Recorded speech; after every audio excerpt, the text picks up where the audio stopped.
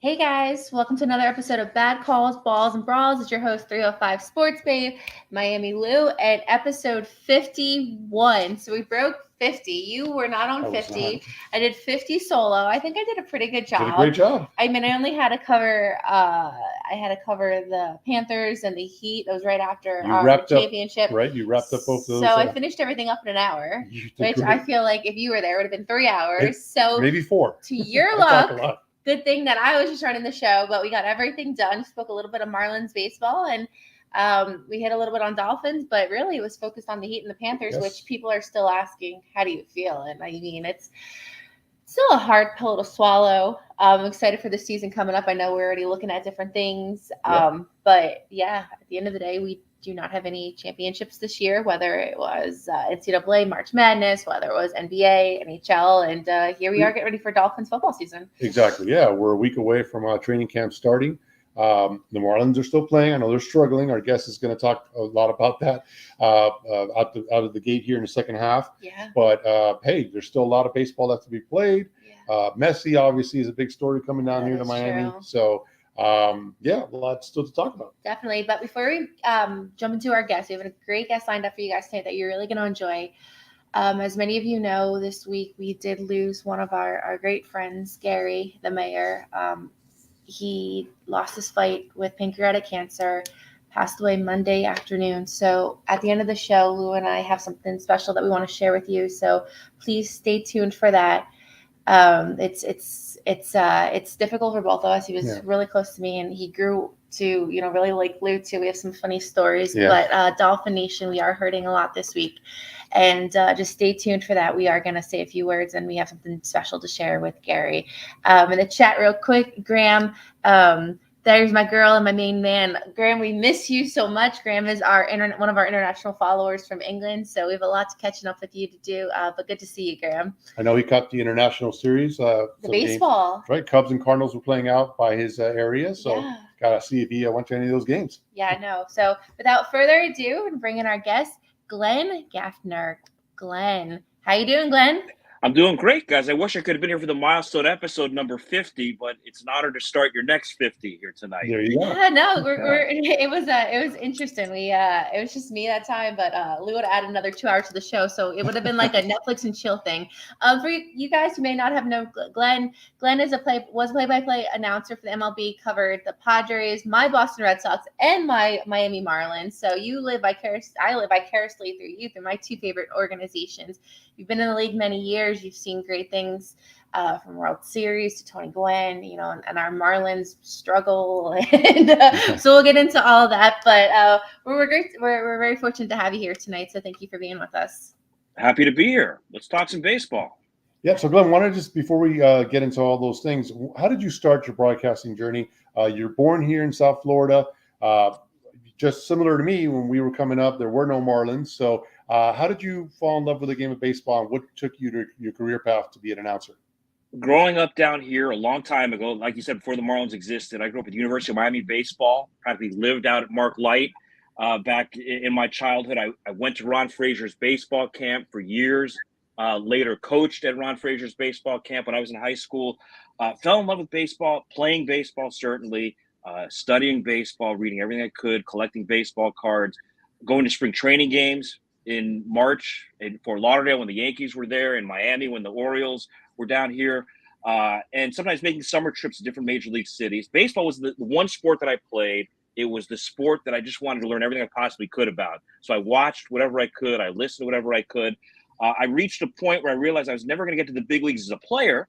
So I said, maybe there's another route to get there. And journalism was going to be that route for me. And I got into journalism in high school, went to Palmetto High School in Miami, and went to Northwestern to study journalism. But I always had an interest in broadcasting. It just never seemed like it was something that you could do. It never really seemed attainable until I got to college and got involved with the student radio station fall quarter of my freshman year and started doing play-by-play for the football team, the basketball team, the baseball team, women's basketball, did talk shows, things like that. And out of Northwestern, got a job in the minor leagues, working in AAA in Rochester, New York. And that kind of launched everything from Rochester to San Diego to Boston, and Boston to Miami in 2008, coming back home finally after all those years. No, Fantastic. definitely. I like how you say, baseball was your first love. That was mine as well. I fell in love with baseball when I was 6 years old. I don't even think Lou knows this about me. When I was in first grade, we had to make a shoebox of what we wanted to be when we got older. And I remember that my shoebox was of Yankee Stadium, the old Yankee Stadium. I put myself first base. I wanted to be number 24, Tino Martinez. And then shortly after that, I realized that I was not going to be able to be in the majors. So I had to change my career at 6 years old at the time. So, I made it till I was about 12 when I decided I wasn't going to get there. So I made it a little bit farther than you did, I guess. Yeah, I know. And it's we have these dreams, and I feel like so many young people, boys and girls, just have the dream of being in the majors. And Yeah. the MLB and so many different leagues do such a great job showcasing it, and especially players like Trout and Ohtani and I mean Judge. They just set the bar so high for these kids to fall in love with the game. And I can tell you, Tino Martinez, you say 51 or 51th episode, made me think of Bernie Williams, another guy who made me fall in love with the game. So it's great to know that you share that love with the game as well. Well, and I'll say this: you talk about youngsters who dream about getting to the big leagues. One of the things I talk about a lot when I speak in schools or when I talk to my own students at Florida Atlantic is you don't have to be a player to reach the major leagues or to reach the NFL or the NBA, the NHL. There are other ways to get there, and I found another way to get there. And there are a lot of opportunities if you want to pursue them, whether it's working in a front office, in baseball operations, football operations, whatever it may be, community relations, public relations, broadcasting. There are a lot of people who have long careers working in sports, might not have been good enough to play at the highest level. But you know what? I've been in the big leagues 31 years, a lot longer than any player was in the big leagues and was around for a lot of memorable moments, as you guys alluded to. So there are other ways to get there. No, Yep. definitely, especially majors like a sport management, a broadcasting, to give you so many outlets and doors to really pursue that. Now, we speak about idols. Who were some of your broadcasting idols growing up? I grew up in a very different time, and people my age will understand this better than people who are a lot younger. But I was 10 years old when ESPN was born. It was long before you could watch or listen to any game you wanted to on your laptop or on your phone or on Sirius XM. So especially growing up down here without Major League Baseball, we were somewhat limited in what we could watch and what we could listen to. So we had the game of the week on NBC every Saturday with Joe Garagiola and Tony Kubek, and I'd watch Mel Allen's This Week in Baseball at 12:30, then the game of the week. And Lewis is nodding along. You get it? Tell me more about that. At a time when you couldn't watch every game, on Saturdays you watch whatever the biggest game of the week was. If it was the Yankees and the Red Sox or the Dodgers and the Reds, whoever it might have been that Saturday, you had the chance to watch that. But also growing up down here in those years, all the Yankees games were on the radio on WIOD, and we had Tuesday night Yankees games on Channel 6 down here back in those days. So I grew up listening to a lot of Phil Rizzuto, Bill White, and Frank Messer on Yankees broadcasts, watching Joe and Tony on the game of the week, later Vin Scully on the game of the week. So I don't know that I really had idols, but I had people who I listened to a lot.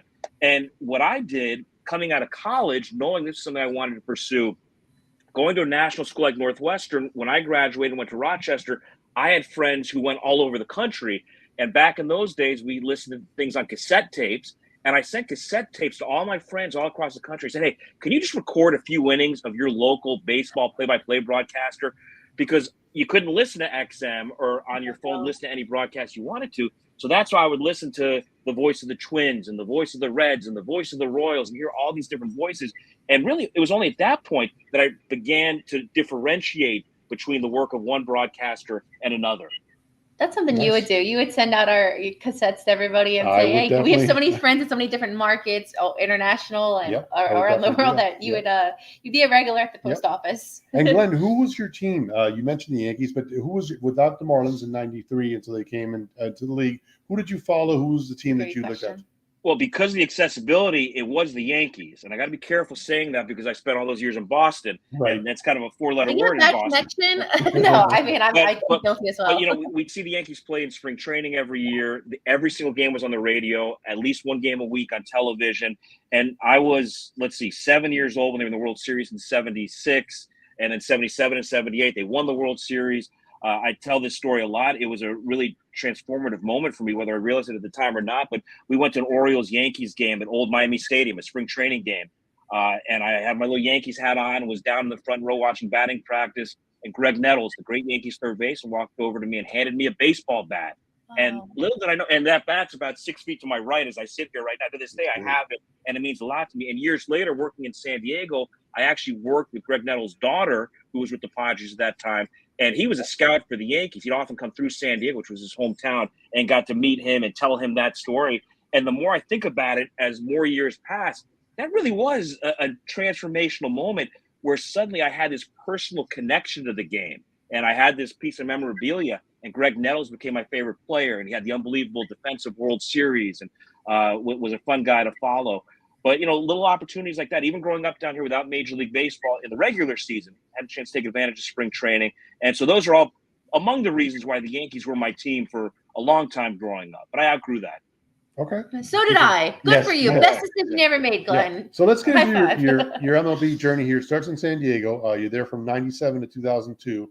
And you covered a lot of cool things, a lot of cool players, particularly that 98 team. They only have two pennants there in 84 and 98. And you were with that team in 98. A lot of great players on that team: Steve Finley, Ken Caminetti, former Marlin Kevin Brown, and of course, pretty much everybody's favorite player, if you're a fan of the game of hitting, Tony Gwynn, who was a total legend. Bruce Bochy, the manager, who he's doing it again with the Rangers right now, So talk a little bit about that team, how special that 98 team was. It was really special. It was my second year in the major leagues. And it was such a great group of guys. And at that time, I wasn't broadcasting for the Padres in 98. I eventually moved into the radio booth, but I was the public relations director in my early years in San Diego. And there was such a connection between the front office and the players. Everybody was really close, and everybody was kind of on the same page. And that 98 season was such an important year in San Diego because at the end of the year in November, there was going to be a referendum where the citizens of San Diego had to vote yes or no on a public-private partnership to build what became Petco Park. Oh, wow. And so it was really important the Padres have a huge year in 98. And they had a huge year and packed fans into Jack Murphy Stadium, became Qualcomm Stadium, and beat 200-win teams in the playoffs. First, Randy Johnson of the Astros, then the Braves with Glavine, Smoltz, and Maddox, and then ran into the Yankees juggernaut in the World Series in 98 and got swept in what was, even though it was a sweep, it was a pretty exciting World Series. But being around that group, Trevor Hoffman's one name you didn't mention, another Hall of Famer who started his big league career here with the Marlins. That's right. But you mentioned Tony Gwynn's name, and Tony is the person, I've said this a lot over the years, I learned more baseball from Tony Gwynn than anybody I've ever been around. We were very close. My first 5 years in San Diego were his last 5 years in the big league. So I was there at the end of his career, saw his last batting title, called his last home run, called his last hit, so some of those milestones that you never forget. He was such a special person, and what he meant to that city is so unique. There are so few players. Cal Ripken is a guy like that in Baltimore, spent his whole career with one team and is such an icon in that community. But, everybody in San Diego had a story about running into Tony Gwynn at the gas station or at a restaurant, and he always had time for everybody. So everybody in San Diego had a picture with Tony Gwynn, had his autograph. Everybody felt like they knew him. He had grown up in Southern California. He went to San Diego State, where he was not just a baseball star, but a basketball star also. To this day, he's still the all-time assist leader at San Diego State. Oh my goodness. People think Kawhi Leonard, but it's Tony Gwynn, the Mr. Basketball there. That's right. Yeah. But he was such a special person, and he was the heart and soul of that team. And that was such a special group of people. And so to go through that season with such a close-knit family, and you mentioned Bruce Bochy, he'll be a Hall of Fame manager one day, already 3 World Series titles with the Giants. Is a great coaching staff. Dave Stewart was the pitching coach on that team, and Davey Lopes and Rob Picholo and some other guys who were just terrific on that staff. So it was such a family. And for me, my second year in the big leagues, but to this day, I tell people it's my favorite year in baseball, even more than 04 with the Red Sox, because it was such a close family, such a tight-knit group, and the way the fans embraced that team. And I get chills thinking about it. After Game 4 of the World Series in San Diego, the Yankees swept the Padres, and it was a disappointing way, certainly, to see a great season end.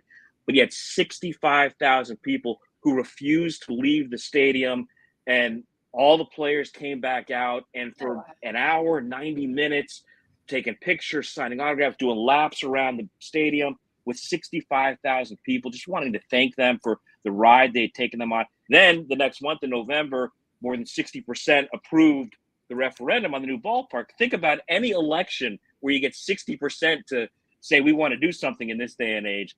And that saved baseball in San Diego. That season prevented the Padres from ultimately leaving if they hadn't gotten a ballpark built. So it was a really special time. A lot of great people on that team in the front office. Great, great memories. Yeah, I mentioned Kevin Brown. He actually played in the World Series with the Marlins the previous year, and then again falling short to the Yankees. And Trevor Hoffman, of course. When AC/DC came on, when those bullpen doors opened, he came out. One of the greatest entrances of all. I know people are going to say Mariano, but Trevor Hoffman, for my money, right there with it when AC/DC came on. And that was doors open. Yeah, so that cool. was born in June of 1998. It was a series against the Astros. There had been a lot of talk. Trevor needed a song to take the mound to. And it was actually a guy who worked in the sales department for the Padres by the name of Chip Bowers. And that name may ring a bell down here because Chip was the president of the Marlins for about 5 minutes under Derek Jeter back in, I think, 2018. They brought Chip in to run the business operations. Things didn't work out. He was gone less than a year later. But Chip was the guy. He was working in the sales department as a very junior person at that time, came up with the idea for that song. And Hockey said, hey, let's give it a try. And it was a Saturday afternoon. They played Hell's Bells for the first time, game against the Astros, national television, and people went absolutely berserk. And he actually tied in that game. He got the save. He tied the Major League record for most consecutive saves converted. And then the next day, they played Hell's Bells again, and he gave up a first pitch home run to Moises Alou that snapped the save streak. But Hell's Bells became a huge phenomenon in San Diego. And you're right. And then you think about getting into the postseason. And 65,000 people in Qualcomm when the bells start to ring. And again, second time, I'm literally getting chills thinking about it all these years later, 25 years later. I can imagine. So let's go back to Tony Gwynn, though. Just a total legend. You mentioned you weren't on the call, but you were in Montreal Olympic Stadium when he got his very well-deserved 3,000th hit. Talk about that moment. And what I remember Ichiro's, because I know you were on that call as well. That was a triple. But what was it, a single that Tony Gwynn got? It was a bloop single out to right center off a pitcher named Dan Smith of the Expos. And the funny thing about that, the night before we were in St. Louis, and Tony was closing in on 3,000 hits, and Mark McGwire was closing in on 500 home runs. So you had this whole series where the ballpark was packed. And in the last game of the series, McGwire hit his 500th home run, and the place went berserk, of course. And Tony got to 29.99. And when it became apparent he wasn't going to give another at-bat in that game, Bruce Bochy actually took him out of the game in the bottom of the eighth. The Cardinals came to bat, and Tony went out to right field to play his position, and Bochy took him out of the game so the crowd in St. Louis could give him another standing ovation because they've been giving the visiting player ovations the whole series. So he took Tony out like that. Then after that electric atmosphere, we go to Montreal, and on a Friday night with something like 11,000 people maybe in the ballpark, in his first at bat, Tony got his 3,000th hit. But as I said, I was the PR director of the Padres at that time, and I was actually down in the first base camera well, right next to the dugout for the start of that game. I didn't really have a purpose, but rather than being in the press box, I thought it would be cool to be down there near the field with the photographers and everything. And so if you see a lot of the angles of Tony actually connecting on his 3,000th hit, I'm standing kind of right over the rotating signage near the dugout in a white button down. I was just a few feet away when he got that hit. A really special moment, a great culmination of a remarkable career, a guy with an incredible work ethic, a great student of the game, a great teacher of the game, who influenced so many people who came after him. And to this day, you still hear all these crazy Tony Gwynn statistics that make your jaw drop. There's the one I just saw a couple of days ago, somebody brought back out. I've seen it 1,000 times over the years. The number of at-bats he had in his career, I think it was against John Smoltz, Tom Glavine, Greg Maddux, and Pedro Martinez, and he struck out like 3 times ever against any of those pitchers. He was incredible, really remarkable. And so now with Luis Ariz, obviously, his efforts to get to 400 have cooled down a little bit, but you see how hard it is to do. And Tony Gwynn, obviously, very famously batting 394. Ashley hasn't been to Petco Park yet, but I have. And it's all over. Mr. Padre, the 394 is listed everywhere. Just how hard was that to do? And how do you make it look so easy?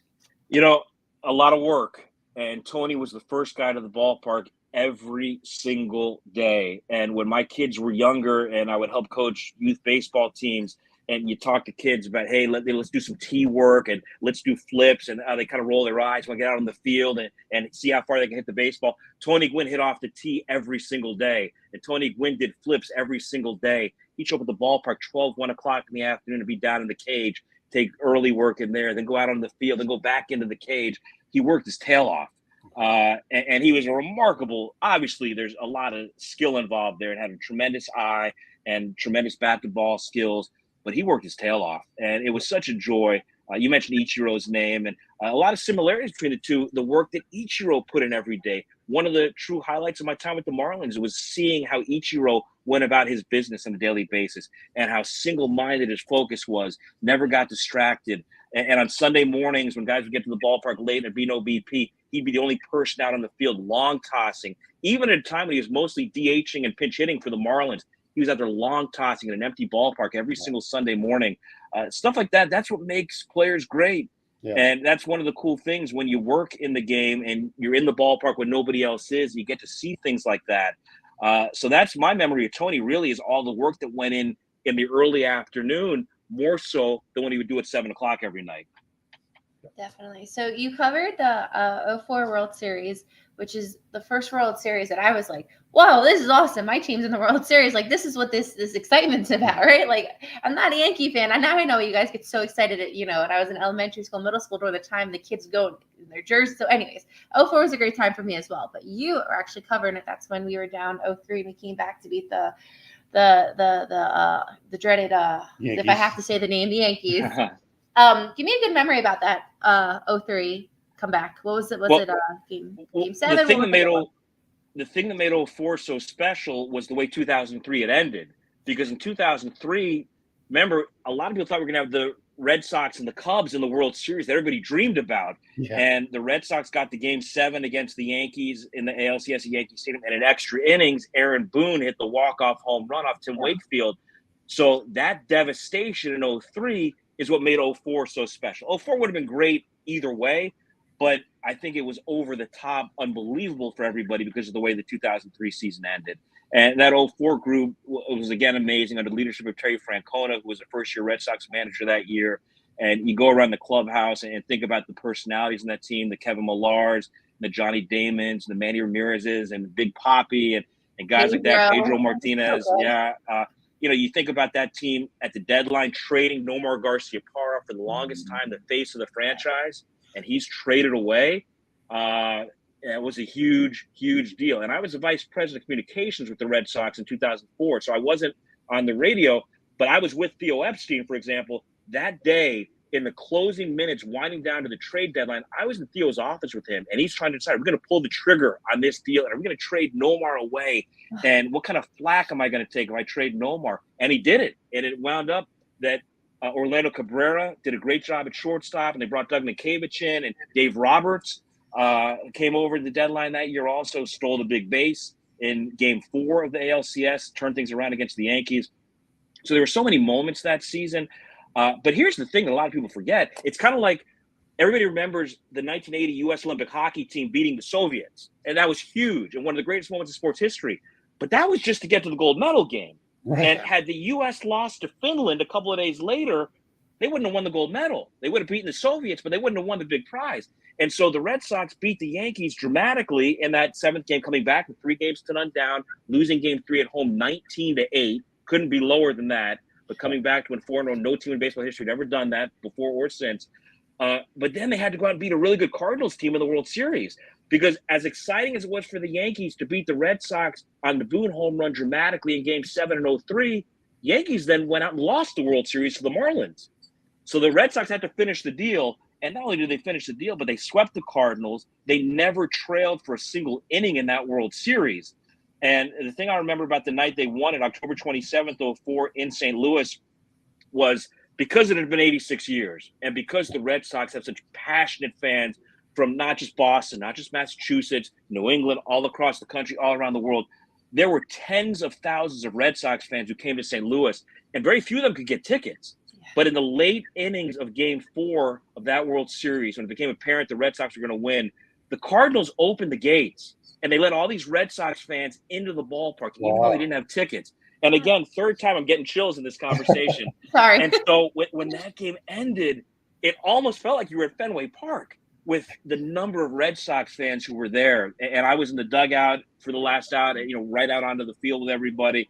And it was a night that nobody will ever forget. And then there was a long celebration at the ballpark that night. And we went back to the hotel. Everybody packed up. And we flew all night to get back to Boston. We landed in Boston probably around 7:30, 8 o'clock in the morning. So right in the middle of Boston rush hour. Ugh. But everywhere the team buses went, there was a police escort, of course, but people were lining the overpasses and the sides of the highways and honking horns and the news helicopters. Then a few days later, the parade, where the estimate was, I think, somewhere between 4 and 6 million people came to the city of Boston for that parade, which is on land and on the Charles River, also on the duck boats. It was just one remarkable memory after another. And getting the ring in 04, that's something that certainly I cherish and will keep forever.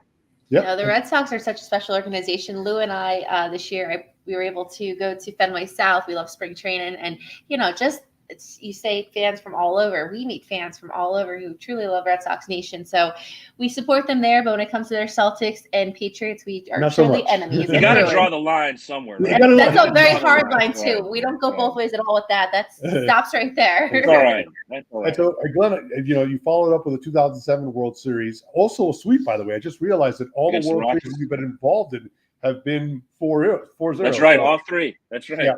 And also, go ahead. No, I was going to say the funny thing about that was, remember how hot the Rockies had gotten to get to a one-game playoff against the Padres just to win the wild card. Then they swept through the National League playoffs. They had won 21 of 22 games going into that World Series, and the Red Sox swept them. And that 07 team, I think, really was a better team than the 04 team. The 04 team was historic, doing something that hadn't been done in 86 years. But that 07 team with Josh Beckett, the former Marlin, former Marlin, was the MVP of that World Series, with Big Papi certainly having a monster year. That 07 team, I think, was a better team. And they had been down in the ALCS against the Indians 3-1. And they were on the brink, came back to win that ALCS, then swept the Rockies. And I was on the radio for that one. A lot of great memories for sure. Nice. Sorry. So you did mention definitely three former Marlins, fan favorite Marlins, Mike Lowell, Josh Beckett, and of course Kevin Millar, all fan favorite Marlin players. They all had a kind of a stamp on both of those Red Sox World Series titles. A guy not mentioned, and not a former Marlin, but we have a big Philly group in this chat, and so Curt Schilling, he went to the World Series with the Philadelphia Phillies. Obviously won the World Series with the Red Sox and won another World Series with Diamondbacks. In your opinion, is he deserving of the Hall of Fame? I know he's made some enemies with some of the things he's said in recent years. But the day Curt Schilling retired from baseball, for me, if I had a vote, he's a slam dunk Hall of Famer. And I understand the argument. You look at his regular season career, unbelievable strikeout to walk numbers. I think that either the best strikeout to walk numbers in history or the lowest walk rate, something like that. He always seemed to be the second best pitcher, whether it was Randy Johnson got a little bit more attention than he did, or Pedro, or whoever it might have been. But you look at his career and all the strikeouts and all the innings pitched, and then when you add what he did in the postseason, that for me is a differentiator for him. What he did in the postseason as a Philly, as a D-back, and as a Red Sox, and the bloody sock, and what 2004 meant for Boston, for New England, really for all of baseball. I think there were a lot of people. You didn't have to be a Red Sox fan to be excited watching the Red Sox in 2004. The same way you didn't have to be a Cubs fan to be excited watching them win in 2016. So for me, the day he retired, I would have fought for Schilling in the Hall of Fame without question. Right. The bloody sock's in the Hall of Fame, by the way, though. So that's yes, it is. Yes, it is. So then Red Sox, after that, you come down here to South Florida, come home, homecoming for you. It's exciting. And this is where the winning kind of gets a little bit mixed in here, because the Marlins, they win every 15 or so years, it seems as. But you open up Marlins Park. I know I had plenty of good memories in the old ballpark as well. Yep. But opening up Marlins Park, you still got to see a lot of great players come through here, namely Giancarlo Stanton, who won an MVP, 59 home runs. Christian Yelich ended up getting an MVP in Milwaukee. You mentioned Ichiro, Jose Fernandez, the late great Jose Fernandez, who passed away tragically. And then you saw a couple no-hitters as well. You want to talk about those no-hitters that you were able to be on the air for? Well, we had the two Marlins no-hitters, Edinson Volquez and Henderson Alvarez, the last day of the season. And we had the perfect game thrown against the Marlins in the old stadium by Roy Halladay. And that I have more memories of that than I do of the two no-hitters. Because a perfect game is a perfect game. And it was a guy like Halladay, a Hall of Famer, doing it very dramatically. The thing I remember about that game specifically is we had very young kids at the time, and my wife was at the game with a couple of our kids. And, sometimes the kids wouldn't make it till the end, and she might text me and say, hey, we're heading home now. And in about the fourth or fifth inning that night, I sent her a text, and I said, don't leave early tonight. You might see something special, because you had the feeling in the fourth or fifth inning that what Roy Halladay doing that night was extra special. He went up throwing the perfect game against the Marlins. The Volquez no-hitter was a big deal. The Alvarez last day of the season was a fun one. The unusual walk-off no-hitter on the wild pitch with Alvarez, the pitcher, in the on-deck circle when the game ended. Something we'll never see again, you wouldn't think, with the universal DH now. But Alvarez was a guy who had, some really good years here and was a lot of fun to be around, and didn't get as much attention maybe nationally as he should have. But it was nice to see him have that great moment. And it's a reminder that you never know what you're going to see when you go to the ballpark on a given day. That was the last day of the season. The Marlins were finishing a rough year. The Tigers were headed to the playoffs. But Henderson Alvarez threw a no-hitter, and it was a great way to end the year. And that was actually the second year in a row we'd had a no-hitter on the last day of the season, because the year before the Marlins got no-hit by Jordan Zimmerman in Washington. Right. So that's another no-hitter that we had during my time with the Marlins. And another interesting memory on the last day with Christian Yelich making the last out, Steven Souza Jr. in left field making a diving catch to end that no-hitter. So a lot of great memories for sure. So you mentioned no-hitter, and I need to know if this is a guy thing in general, or if this is, when a no-hitter is happening, do you say a no-hitter's happening, or do you kind of bite your tongue and like superstitious? I don't. As me in the stands, I'm like, I just say he's pitching a really good game, but I don't say it. As a broadcaster, if I hint it to him, he's like, no! I'm like, I'm just telling you facts here. Yeah. So, here's the thing. As a broadcaster, and especially as a radio broadcaster, you're not doing your job if you don't tell people that somebody's working on a no-hitter. You have to say it.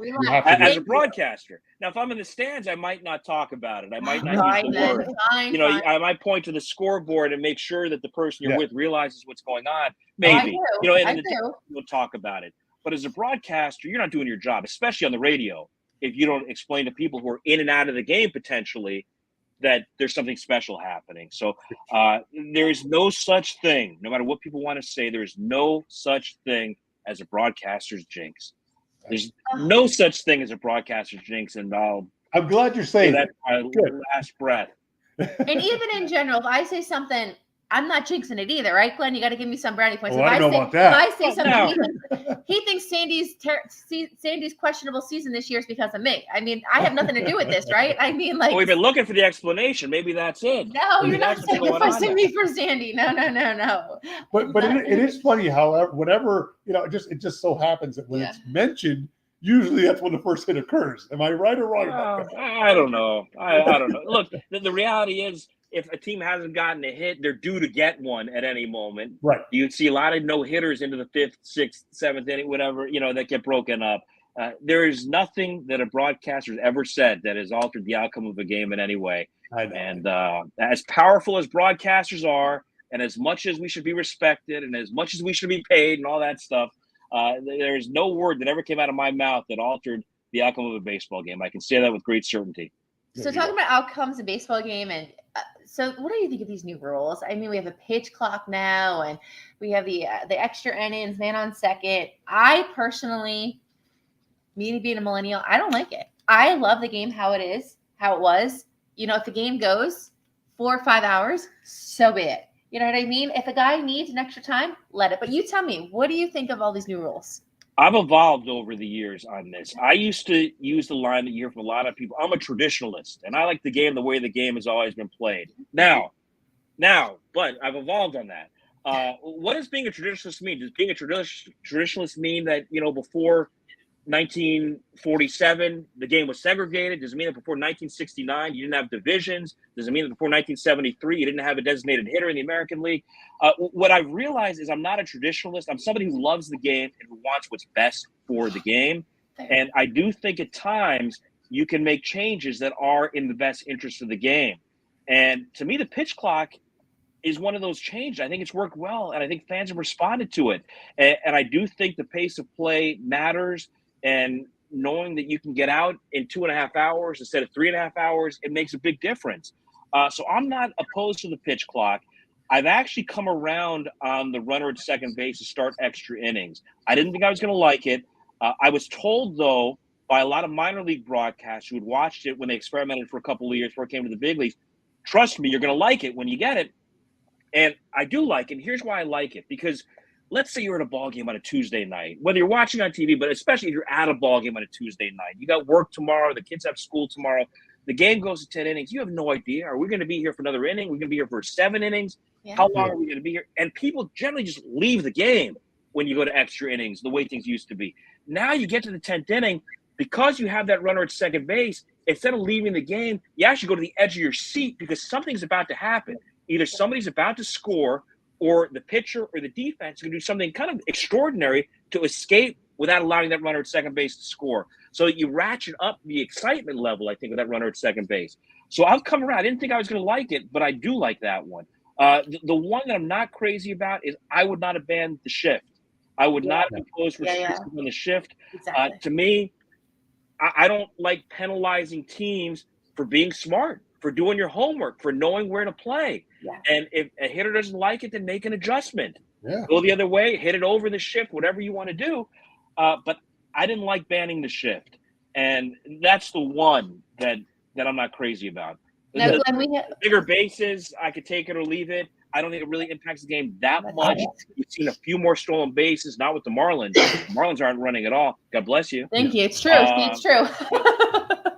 Especially without Jazz, the Marlins aren't running at all. Right. But the limiting the pickoffs, I'm not crazy about things that alter the way a manager manages the game. I didn't like the 3-batter minimum. God bless you again. I didn't like the 3-batter minimum. If you want to change pitchers every hitter, then do it. You're going to burn your bullpen out, but you can do that. So I just don't like changing things that alter the way the game is played on the field, the way the game is managed that dramatically. So that's where I am on some of these rule changes. Okay. We'll talk about it another day because I have some I know we're up against it here. So I did want to get lightning round. We have a quick lightning round with you. 30-second lightning round from one of our dedicated viewers. Russ is actually from Philadelphia area. He's a Phillies fan, but we don't. I love Philadelphia. So best park to broadcast from. Well, I'm going to give you a longer. Can I give you a longer answer? You can. I want to say something to make Russ happy. Philadelphia is my favorite ballpark to eat in. Unbelievable food at Citizens Bank Park. There are so many different things that you can eat in that ballpark that are great. So that's that. But best ballpark to broadcast from, there are two that stand out. Both American League parks, Camden Yards in Baltimore and Angel Stadium in Anaheim, because in both cases, the broadcast booths are really low. You almost feel like you're doing a spring training game. You're so low, you're so close to the field in those two parks. So those, as far as a pure broadcast location, are my two favorite places to broadcast from. Worst to broadcast from Oakland. DC and Pittsburgh. Both booths are really high and really far back. You feel very disconnected from the game. It's almost like you're watching the game on TV. It's hard to judge low line drives or ground balls. You got to kind of sit back a beat to make sure the ball is caught in the air by a shortstop or bounced before it got to him. So those two places really alter the way you call the game. That's true. We did a tour of Nationals Park this year, and it's just massive. And then one more question from Russ with the Lightning. What ballpark treated you the best? Treated me the best. Wow. Russ is about service. He's a very giving guy, so I'm not surprised. I'll mention a couple. In Houston, there's a chef who works in the press dining room, and at the start of every series, he would come in and say, "Can I make anything special for you? Is there anything in particular you'd like?" Which is a really nice touch. In Atlanta, they bring meals to the broadcasters every night in the booth. They just come by with a card, and they give you meals at Truist Park in Atlanta every night. The White Sox send a waitress into the booth every night. She comes by and takes food and drink orders. Those are nice little touches. You notice those things. Houston, they got a big cooler in the back of the booth with sodas and waters and things like that, candy bars and peanuts. Those are little touches that when you travel throughout the year and you go everywhere, you appreciate those things. Nice. All right, so I know we're up against it here, but I did want to. We're going to just have to have you back on at a certain time because there's so much I wanted to ask you. But let's talk about COVID during 2020. You're doing games from the ballpark, and how was that experience? Because you don't see on TV where the outfielders are positioned. Right. So how was that? So 2020 and also 2021, we didn't travel with the team. So we were in the ballpark when the team was at home. It was like normal, even if there weren't fans there in 2020 or limited fans in 2021. But both those years when the team was on the road, we went to a booth down the hall from our regular booth where we had a big setup with 2 giant screen TVs, and we would watch the game and call them off these monitors. Now, we weren't just watching. We had one little monitor in front of us that had what you would see at home watching on TV. It had the Bally Sports Florida feed, so we could see that. We had a second giant TV that had a bunch of different perspectives, so you could go from one to the other. And the bigger TV had, for example, what they call the high home camera. So it's like looking down from the booth where you can see where all the infielders are positioned. So, for example, runner at first base, I'm watching on the little monitor to call the pitch, base hit to left field. Now I look up at the bigger screen and I can see, is the runner at first trying to go to third, or is he holding up? Or I can look at that screen to see if a runner was trying to steal a base, or things like that. That other monitor would give you looks into both bullpens. It would give you a constant look at the scoreboard, so you could see the count, so you could see things like that, the line score. So it was challenging, though. And the thing for me on radio especially is I always try to be, and when I work with clients or when I work with my students at FAU, one of the things I talk about, especially on radio, is you want to be right on top of the action. The last thing you want to do is hear the crowd react to a ball going over the wall and then being 4 seconds behind and saying home run. Gosh. I want to say home run at the exact same time you hear the crowd reacting. Yeah. But watching the games off the monitor, you had to sit back a beat or two because you weren't always sure, is it fair or foul down the line? If you're in the ballpark, you can watch the umpire give the signal. But if you're watching on TV like that, you don't always see that. And there were a lot of little things that you had to kind of sit back a beat for. So I think for the most part, people baseball wide got a pretty good handle on how to do it and did it so well that, in fact, there are a couple of teams to this day that aren't traveling broadcasters anymore. And I think it kind of made some executives who don't know better think, well, it's easy to do it off the monitor. Anybody can do it. We can save a few bucks. And unfortunately, that's not the reality. People put in a lot of time and effort to figure out how to do it in a way where most listeners thought you were at the ballpark. Yes. Well, we're so glad that that's all over and done with, God willing, because that was just such a trying time for all of us. And we know, you have to run. So please tell our viewers, our friends, where they can find you, where they can stay in touch with you. How can they reach out to you? And what you're up to these days? Because I'm actually... I got a new client, don't I? For Glenn Geffner's play-by-play boot camp. He likes to be called a student. Well, normally, one of the things I'm doing, you can go to glenngeffner.com and go to my website, is I'm working with young, aspiring play-by-play broadcasters, mostly high school and college students, some just out of school who are working in the minor leagues or beginning their journey in baseball or in various other sports. And we're doing one-on-one coaching via Zoom on play-by-play. And I happen to have my latest brand new client here, Lewis, my oldest student, and a terrific pupil to this point, I must say. And so you can go to glenngeffner.com and learn more about that. Wherever you are in the country or around the world, we do this on Zoom. It's one-on-one, which is what makes it unique. And in addition to my experience, I'm also a college professor. I teach sports broadcasting at Florida Atlantic University. So I've got real-world experience. I'm a teacher, and we're going one-on-one with this. So you can go to glenngeffner.com and learn more about that. The other thing that I think most Marlins fans and baseball fans would be interested in is I'm writing a Substack 5 or 6 days a week now. You can go to glengeffner.substack.com, or I tweet out links every day on Facebook. And I'd love you to become a subscriber. I'm writing about the Marlins and Major League Baseball on a daily basis, trying to give a different perspective than what you get on MLB.com or from local beat writers. Not just covering the game, but kind of some big picture perspective type stuff. And at the same time, having been around the game for 3+ decades, sometimes I'm able, especially not getting my paycheck signed by a team anymore, to kind of tell you the truth about what people are saying, but what they really mean, and some things that go on behind the scenes. I've had some fun writing features. You mentioned Luis Ariz before, and Gwynn and Ichiro. I did a thing early in the year about him and kind of continuing the legacy of Ichiro and Gwynn and Rod Carew. Some behind-the-scenes stuff. I wrote a big piece early in the year about what it's like to travel with a Major League Baseball team and on the charter in the hotel, things like that.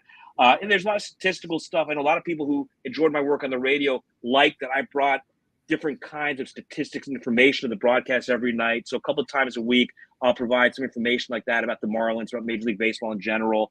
Every Sunday, I put together kind of a compilation of some of the best, most interesting things I've read throughout the week about baseball. So there's a lot of different stuff on there. GlennGeffner.substack.com. We'd love to have you join us. Only $5 a month, discounted $50 for a full year. And that's what I'm up to these days. And you do a fantastic job. It's a fantastic read. The information is endless. I mean, you just have so many great perspectives of it. And in terms of the boot camp, I could definitely say that as a client of yours, it's everything that I've wanted and more. It gives me an opportunity to do something that I wasn't able to do years ago that I would have loved to have followed in your footsteps. And who knows? Hey, in an industry where Vin Scully went into his late 80s, right? That's right. I'm just a pup right now. I'm getting started. That's exactly right. You're I'm never loving too old to every get minute. started. Exactly. So I love working with high school students and college students, people just starting out. But I've really enjoyed, the brief time we've already worked together, and looking forward to the weeks ahead here, Louis. Actually, I'll tell you when we talk next time. I listened to all your stuff today. The first assignment that you turned in to me, I happened to listen to today, and we'll have some great feedback for you. He had me call a game, so I called 2 innings. Yeah, I'm anxious and you killed it. Thank you. Appreciate it. I'm anxious to hear everything. You've changed our life because now he's calling innings in his sleep, on the toilet, in the pool, in the car. So you've drastically changed our lives these days, even just knowing us for a short time. Yeah. So thank you for that. There's no more quality talks like That's so anyways, guys, his website is on the bottom. Definitely check him out, Glenn Geffner, MLB play-to-play announcer, also professor at FAU, and has his broadcast and one-on-one coaching that he does. So check him out, Glenn. We appreciate you tonight. Thank you so much for coming on the show, and we hope to talk to you again. Let's do it again for sure. There's a lot of fun, guys. Fantastic. Perfect. Thank you so much. Have a good night. Take care. That was awesome. I've never sneezed on a show. So everything he was saying was true then. If I kept sneezing, I never sneezed like that. You jinxed it. See, it's like the no-hitter. When you talk about it, when you're thinking about it, it happens. So. I'm like chewing away. That was really cool. Glenn is a very well-respected broadcaster for over 30 years now, if you count his minor league, startup in the minors, and then his work as we detailed with the Padres, Red Sox, and our Marlins down here. He's just top-notch, and thrilled to be working with him. As a student, student. Student. I never thought I'd be a student Lou again. Never really pursued a college degree, and I knew it's something that would fit him very well. So Lou is back at school. It's like Happy Gilmore. It's like back to school. It's I like want to get him a lunchbox now. I want to get him a notebook. Like I have a lunchbox. I know. So guys, Lou is back to school. So be sure to congratulate him. And I promise when Lou graduates, we will have a huge graduation party. We're gonna have a big party. It's a lot. Yeah. So this episode obviously, is heavy on the interview, and as we opened up the show, I spoke about Gary very briefly. As you guys know, Gary, our mayor of East 12, did pass away on Monday afternoon from pancreatic cancer. Gary was diagnosed with pancreatic cancer back in December. Prior up to that, he was, kept saying he had stomach pains, and we were all trying to play doctor and say, well, it could be this, it could be that. And he went to the hospital back home in Jersey, and he had a colonoscopy, which led to a PET scan, which led to the diagnosis of pancreatic cancer. And as many of us know, pancreatic cancer is probably the worst, if not the worst cancer. There's no cure. The prognosis is very late, very, very short. But that never stopped Gary, right?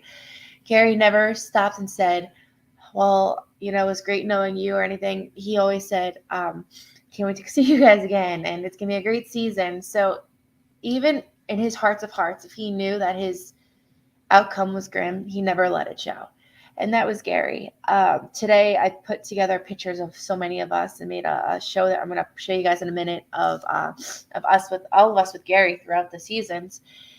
And I'm looking at these pictures, and every picture, this man is smiling and happy and joyful. And it's like he never stopped smiling. Yeah. And it was contagious. And to know Gary was to love Gary. And he was just the friendliest man. And people thought he was from Florida. He was from South Jersey, and he was here every game. Yep. And he's from Jersey. He had season tickets to the Dolphins for many, many years, and he would fly down exclusively for the games. He would go to a lot of road games as well. But you wouldn't know it. You wouldn't know that you would think he would live here, but he lived in Jersey and came down for all these games. And another thing I saw today in his nephew, I believe, posted his obituary, I read that today. which mentioned surprisingly he was 73 years old. I couldn't believe that. I mean, I thought he was in his late 50s. You know, I'll give him early 60s, but he could easily have passed for late 50s, right? Yeah. And the thing about Gary is that he's like everybody's favorite uncle, right? Because he's the mayor for a reason. Like you couldn't pass by where he was tailgating without him offering you a cold beer. Not just a regular, like he was prepared. He like 73, he was more like 23. He's like a bartender. Yeah, he's bartending. He's giving everybody shots. He's giving you an ice cold beer, just mingling with everybody. I mean, truer words, truer title of a mayor doesn't describe how great Gary was, because he's exactly that. He was the ultimate mayor, just trying to make sure everybody was having a good time, bonding, and it was incredible. Danny loves your hat. The Marlins came out with some really good swag for Flashback Friday. We'll be there tomorrow. But this hat, we actually bought two of them, so you'll probably see me wearing the other one tomorrow. But Danny, definitely want to catch up with you about the All-Star break. So stay tuned. We're going to have you on the show soon as well. Curious to know your insight on these Marlins. But going back to Gary, no, it was getting the news on Monday was shattering. He was still very active on social media, and and no one. The way we are wearing these bracelets, these Mayor Strong bracelets, and we still have them. And I know Derek's in the chat; he has one. And so we all were looking forward to seeing him. I know that it was difficult to based on, like you said, the diagnosis, but no one had any doubt that Gary wasn't going to be there for the home opener and beyond, and so that's why we were all very taken aback by the news, but I know there's already been stuff put together, and we're gonna do. All Dolphin fans are gonna do our part to keep his memory alive.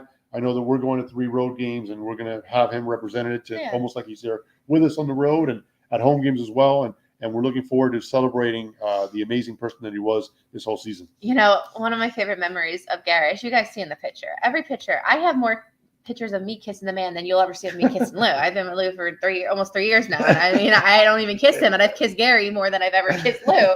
Well, in pictures in public. Can I just really, I'll let you talk about it. But so my first introduction to Gary was, I came up and he knew that Ashley and I were in a relationship, but he's like, I don't care. Never did. Picture.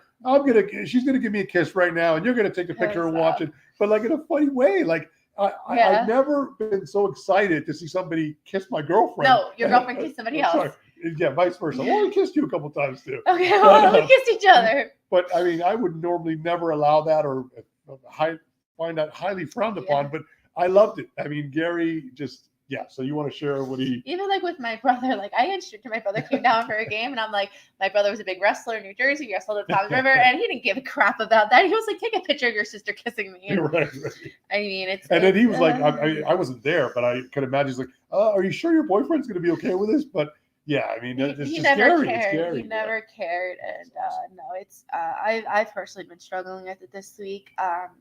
And it even gives like a bigger meaning for like DCC this year and a bigger fight and stuff. But cancer's a terrible thing, right? And it's like everybody knows somebody that has been affected with it, and you want to say it needs to stop, but it's like when, where, and so it's bad. I mean, I can tell you this Dolphin season is going to be. I mean, we hope we Dolphins are going to do great, but I can tell you the tailgate and everything's going to be different.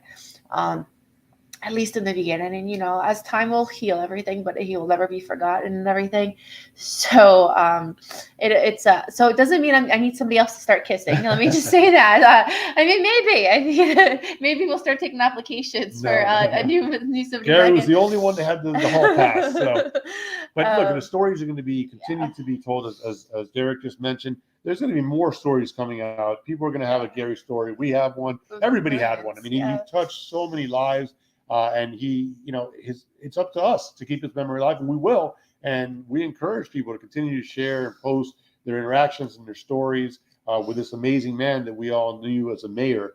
And I know that's going to continue as we get into the season, training camp, the actual games themselves, and hopefully all the way to Las Vegas for the Super Bowl. I'll tell you what Gary Woodham like is this Mike Gesicki clown looking all like he's I don't know, like GQ all of a sudden in New England. I mean, he came out with these new haircut, all looking buff and GQ. Bro, no, like, I mean, no, it's man, and I love Gesicki, and I know Miss Fins. I snooped on her show today, and I can just imagine how she's feeling about that whole thing. But it's like, let me see, damn, where's that line? Where do I set up? Don't do it for me. Do it for the Mayor Gary.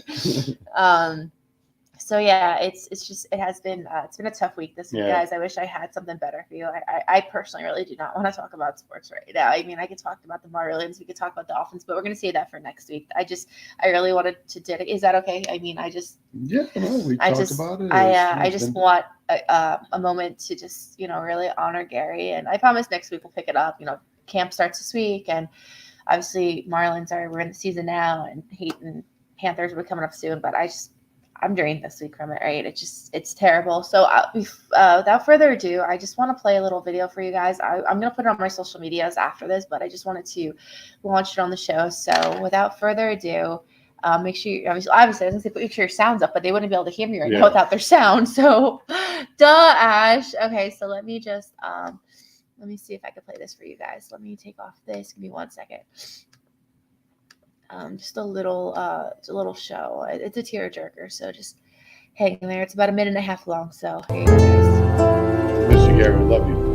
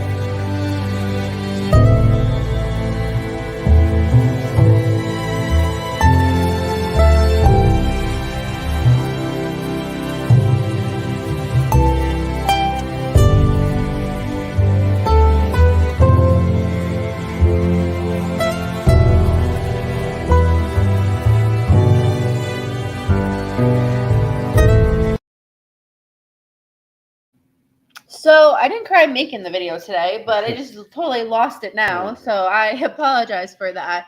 It reminds me a few weeks ago, and it doesn't really remind me, but it just made me think of Scott Van Pelt, who he lost his family dog. Dog was alive 16, 17 years and everything, and they did this beautiful tribute on ESPN about the dog, and I mean that destroyed me too. So that was thank you guys for allowing me to share that. I am going to put it on social media to destroy everybody else tonight too. So if I'm going to cry, y'all are going to cry as well. But no, it's a terrible thing, and just part of life where it's just like, why you want to question it. But it just goes to show you that life is just very temporary. We're all here just a short time, and you just got to make the best out of it. So just gotta, again, we gotta honor his legacy and keep his memory alive, and we're gonna do our part to do that. And so yeah, that's what he would have wanted. I'll tell you that right now. He'd be like, "What are you doing? Don't post that." Take a shot. Take a shot. I'm not even a big drinker, and he had me drunk by 11 o'clock on these games. I mean, I don't even like to drink, and we were drinking. So that's the way you got to look at it. So doesn't mean I'm going to do more shots this year, kissing other guys, but anyway, I have nothing else. That's it. So. Yeah, that was a very touching thing that you put together, and you kind of gave me a preview, but now when I saw the whole thing, it's tough. It's great. It's great. It's a beautiful piece, and so thank you for putting that together. He would have loved you, Graham. He would have adored you. He would have loved your accent. Yeah. So, anyways, guys, that's what I have for you. Happy Thursday. There's nothing on TV tonight, so maybe we're actually be able to go to bed early. And We might, yeah. No, we have some trips we need to plan. Lou and I, for the away games this year, it's finalized. We're going to go to LA, New England, and we are going to the Black Friday game. So we still got to plan that kind of stuff. So we got to do some things today. Yeah, but training camp's coming up next week. We're excited about that. Looking forward to seeing everybody down there at the facilities, and should be fun. And we got that to look forward to. Definitely. Russ says Gary got a front row, no obstruction view. Yeah. Yes, no, that's exciting. No, he can see it perfectly now, and hopefully the Dolphins will make him proud. Exactly. So anyways, we look forward to seeing you guys at camp. As you know, camp is an oven. You just bake there, so we can't wait to see you guys. I get to kiss. Send you one now. So anyways, guys, we look forward to seeing you in camp. Starts this week. We'll be there when we can, and then if not, we will see you guys in Canton, and then we're going to see a lot of you guys real soon. So hang in there. A lot of hugs and kisses to come. Thank you guys for tuning in tonight. It was great having Glenn Geffner on the show.